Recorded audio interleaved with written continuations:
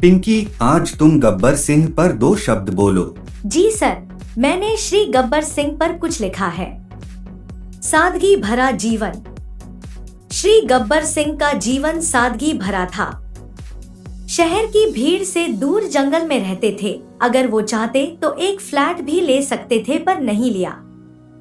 एक ही कपड़े में कई दिन गुजारा करते थे। अगर वो चाहते तो प्रधानमंत्री वस्त्र योजना में नाम लिखाकर फ्री में कपड़े ले सकते थे। मगर श्री गब्बर सिंह जी गांधी जी को फॉलो करते थे और एक वस्त्र में जीवन निकाल दिया। उन्हें खैनी खाने का बहुत शौक था। इसी वजह से उनके दांत भी खराब हो गए थे, पर उन्होंने कभी भी खैनी का साथ नहीं छोड़ा। पक्की दोस्ती निभाई अंतिम समय तक। जीवन में अपने लक्ष्य की ओर इतने समर्पित कि ऐशो आराम और विलासिता के लिए एक पल की भी फुर्सत नहीं थी।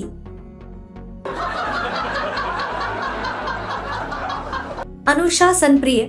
श्री गब्बर सिंह जी बहुत अनुशासन प्रिय थे। कालिया और उसके साथियों को प्रोजेक्ट ठीक से न करने पर सीधा गोली मार दिए थे। श्री गब्बर सिंह जी ने उनको अपनी बात रखने का पूरा मौका दिया था, पर जब वो ठीक दलील नहीं दे पाए तो उन्हें सजा भी दी थी। दयालु प्रकृति। श्री गब्बर सिंह जी बहुत दयालु प्रकृति के थे। ठाकुर को कब्जे में लेने के बाद ठाकुर के सिर्फ हाथ काट कर छोड़ दिया था। चाहते तो गला भी काट सकते थे। उनके ममतापूर्ण और करुणामय हृदय ने उसे ऐसा करने से रोक दिया। उन्होंने ठाकुर से पहले मोबाइल मांगा था, लेकिन ठाकुर ने कहा, गब्बर, हाथ पैर तक तो बात ठीक है, पर मोबाइल की बात मत करना, क्योंकि ठाकुर उस समय बसंती से फेसबुक पर चैट कर रहे थे। इसीलिए श्री गब्बर सिंह जी को गुस्सा आ गया और उन्होंने ठाकुर के दोनों हाथ काट दिए।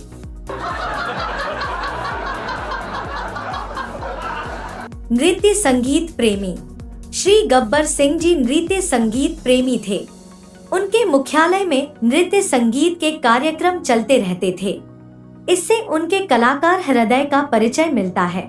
बसंती को देखते ही परख गए थे कि बहुत अच्छा नाचती होगी। किसी भी डील तो पूरा करने से पहले वो नृत्य देखते थे। इसी कड़ी में उन्होंने महबूबा महबूबा नृत्य देखा था। वो तो जय और वीरू की वजह से नृत्य पूरा नहीं हो पाया। सच कहूँ सर, हेलेन आंटी ने सच में बहुत अच्छा डांस किया था। हास्य रस के प्रेमी। श्री गब्बर सिंह जी हास्य रस के प्रेमी थे। कालिया और उसके साथियों को हंसा हंसा कर ही मारे थे। खुद भी ठहाका मारकर हंसते थे। हम ये कह सकते हैं वो इस युग के लाफिंग पर्सन थे। उतनी विकट परिस्थिति में भी हंसते रहना कोई छोटी बात नहीं थी। हमने कभी उनको उदास या टेंशन में नहीं देखा।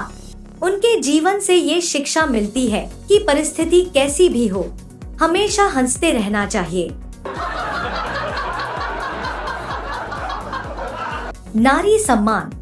श्री गब्बर सिंह जी ने पूरा जीवन नारी सम्मान किया। बसंती के अपहरण के बाद सिर्फ उसका डांस देखने का अनुरोध किया था। आजकल का खलनायक होता तो शायद कुछ और करता। उन्होंने कभी भी रामपुर गांव की किसी भी लड़की पर बुरी नजर नहीं डाली। उन्होंने कभी शादी भी नहीं की। श्री गब्बर सिंह जी का जीवन हमें ये सीख देता है कि उनकी तरह चरित्र का मजबूत होना चाहिए। भिक्षुक जीवन। श्री गब्बर सिंह जी का पूरा जीवन एक भिक्षुक का जीवन था। उन्होंने हिंदू धर्म और महात्मा बुद्ध द्वारा दिखाए गए भिक्षुक जीवन के रास्ते को अपनाया था। उनके आदमी गुजारे के लिए गांव वालों से बस अनाज मांगते थे, कभी बिरयानी या चिकन टिक्का की डिमांड नहीं की। ऐसा प्रतीत होता है कि श्री गब्बर सिंह जी शाकाहारी थे, इसीलिए उनकी सेहत बहुत अच्छी थी और वो कभी बीमार भी नहीं पड़े।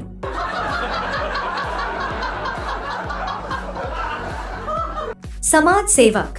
श्री गब्बर सिंह जी एक समाज सेवक भी थे और उन्हें बच्चों से बहुत प्रेम था। रात को बच्चों को सुलाने का काम भी करते थे। गांव भर में माँ कहती थी, सो जा नहीं तो गब्बर सिंह आ जाएगा। उत्सव प्रिय। श्री गब्बर सिंह जी उत्सव प्रिय भी थे। हर समय पूछते रहते थे, होली कब है होली। लेकिन आज तक ये समझ में नहीं आया कि उन्हें दिवाली क्यों पसंद नहीं थी। कभी भी उन्होंने दिवाली का नाम नहीं लिया। शायद उन्हें साउंड पॉल्यूशन पसंद नहीं था। अगर श्री गब्बर सिंह जी नहीं होते तो जय और वीरू जैसे लुच्चैलफंगे छोटी मोटी चोरियां करते हुए स्वर्ग सिधार जाते। पर यह गब्बर सिंह जी के व्यक्तित्व का प्रताप था कि उन लफंगों में भी महानायक बनने की क्षमता जागी। सरकार ने उन पर 50,000 रुपयों का इनाम घोषित कर रखा था। उस युग में कौन बनेगा करोड़पति न होने के बावजूद लोगों को रातों रात अमीर बनाने का गब्बर सिंह जी का यह सच्चा प्रयास था। वाह वाह पिंकी, बहुत अच्छा लिखा है तुमने। मेरी तो आंख भर आई। आज तुमने ये साबित कर दिया कि सारी गलती जय और वीरू की थी। 50,000 रुपयों के लिए एक महामानव की हत्या का पाप लगेगा उन दोनों को।